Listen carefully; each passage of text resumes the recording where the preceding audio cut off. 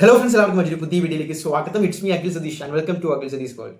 മക്കളെ, SLC +2 പഠിക്കുന്ന വിദ്യാർത്ഥികളാണ് എങ്കിൽ ഈ വീഡിയോ ഒന്ന് കണ്ടിരിക്കുക. കാരണം ഇതിന് മുമ്പുണ്ടായിരുന്ന ബാച്ചുകളിലെല്ലാം നിരവധി പലതരത്തിലുള്ള പ്രശ്നങ്ങൾ നിങ്ങൾ ഈ 10ഉം +2 ഒക്കെ പഠിച്ചത്, അതായത് പ്രധാനപ്പെട്ട പബ്ലിക് എക്സാമുകൾ അഭിമുഖീകരിക്കാൻ പോകുന്ന നിങ്ങളുടെ ആ ഒരു പഠനകാലത്ത് ഉണ്ടായിട്ടുണ്ട്.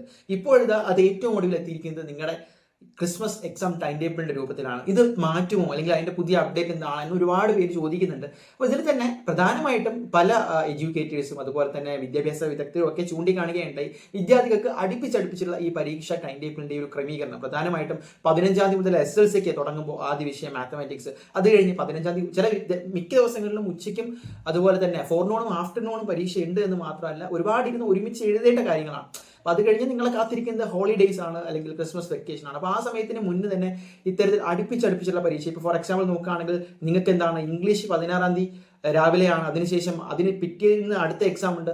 മാത്സും അതിൻ്റെ അത് കഴിഞ്ഞ് ഫസ്റ്റ് ലാംഗ്വേജ് എഴുതിയിട്ട് അടുത്ത ദിവസം രാവിലെ തന്നെ നിങ്ങൾ ഇംഗ്ലീഷ് എഴുതാൻ പോവാണ്. അപ്പോൾ ഈ രീതിയിൽ കുറച്ച് സ്ട്രെയിൻ അത് എല്ലാ വിദ്യാർത്ഥികൾക്കും ബാധിക്കണമെന്നില്ല, പക്ഷേ ഒരുപാട് വിദ്യാർത്ഥികൾ അത് പറയുകയുണ്ടായി. അപ്പോൾ നിലവിൽ വിദ്യാഭ്യാസ വകുപ്പിൽ നിന്ന് ഇതിൻ്റെ മാറ്റവുമായി ബന്ധപ്പെട്ട ഒരു സർക്കുലറും തന്നെ ഇറങ്ങിയിട്ടില്ല. മാറ്റുമോ എന്ന് പ്രതീക്ഷിച്ച് അല്ലെങ്കിൽ ചോദിച്ചിരിക്കുന്നവരുണ്ട്. അങ്ങനെയുള്ളവരും എന്താണ് അതിന് വലിയ പ്രതീക്ഷ വെക്കേണ്ട കാര്യമില്ല. എന്തായാലും നിങ്ങൾ എല്ലാ പരീക്ഷ എഴുതേണ്ടതുണ്ട്. അപ്പോൾ കൃത്യമായിട്ട് പഠിക്കുക, ഈ പറയുന്ന ടൈം മാനേജ് ചെയ്യാനുള്ള സ്കില്ലുകൂടി ഡെവലപ്പ് ചെയ്യുക. അതായത് നമ്മൾ എത്രയൊക്കെ പഠിച്ചാലും എക്സാം ഹോളിൽ എങ്ങനെ ചെയ്യുന്നു അല്ലെങ്കിൽ എക്സാം ഹോളിൽ എങ്ങനെ പരീക്ഷയ്ക്ക് വേണ്ടി നമ്മൾ എഴുതുന്നു എന്നുള്ളതാണ് ഏറ്റവും വലിയ കാര്യം. ഇനി ക്ലാസ് 12-ന്റെ +2-ന്റെ കാര്യത്തിലേക്ക് വന്നു കഴിഞ്ഞാലും 15-ാം തീയതി അവർക്ക് തുടങ്ങുന്നു. അത് കഴിഞ്ഞ് കണ്ടിന്യൂസ് ആയിട്ട് 20-ാം തീയതി വരെ കണ്ടിന്യൂസ് ആയിട്ട് അവർക്ക് എക്സാം ആണ്. അത് കഴിഞ്ഞ് ചെറിയ ഒരു സൺഡേ ബ്രേക്ക് കഴിഞ്ഞ് 22-ാം തീയതി അങ്ങോട്ട് എക്സാം ആണ്. അപ്പോൾ അതിൽ തന്നെ അവരെ സംബന്ധിച്ച് കൂടുതൽ വിഷയങ്ങളില്ല എന്നുള്ളത് ഒരു ബെനിഫിറ്റ് ആണ്. മീൻസ് 10 വിഷയങ്ങളൊന്നും നിങ്ങൾക്ക് എഴുതേണ്ടതായിട്ട് വരുന്നില്ല. എന്നാൽ പോലും അടുപ്പിച്ച് ആണ് പലരുടെയും പരീക്ഷകൾ. പക്ഷേ പല ബ്രാഞ്ച് കോമേഴ്സ്, ഹ്യൂമാനിറ്റീസ്, സയൻസ് എന്നിങ്ങനെ ക്രമീകരിച്ചിട്ടുള്ളത് കൊണ്ട് വലിയ വിഷയം വരുന്നില്ല.